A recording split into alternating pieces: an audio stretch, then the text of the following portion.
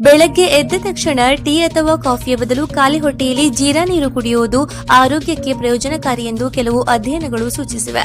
ಜೀರಿಗೆಯಲ್ಲಿರುವ ಸಕ್ರಿಯ ಸಂಯುಕ್ತಗಳು ಜೀರ್ಣಕಾರಿ ಕಿಣ್ವಗಳ ಕಾರ್ಯವನ್ನು ಉತ್ತೇಜಿಸಿ ಆಹಾರವು ಸುಲಭವಾಗಿ ಜೀರ್ಣವಾಗಲು ನೆರವಾಗುತ್ತವೆ. ಇದರಿಂದ ಹೊಟ್ಟೆಯುಬ್ಬರ, ಅಜೀರ್ಣ ಮತ್ತು ಗ್ಯಾಸ್ಟ್ರಿಕ್ ಸಮಸ್ಯೆಗಳು ಕಡಿಮೆಯಾಗಬಹುದು. ಜೊತೆಗೆ ರಕ್ತದಲ್ಲಿನ ಸಕ್ಕರೆ ಮಟ್ಟವನ್ನು ಸಮತೋಲನದಲ್ಲಿಡಲು ಹಾಗೂ ಚಯಾಪಚಯ ಕ್ರಿಯೆಗೆ ಬೆಂಬಲ ನೀಡುವ ಮೂಲಕ ತೂಕ ನಿಯಂತ್ರಣಕ್ಕೂ ಸಹಕಾರಿಯಾಗಬಹುದು.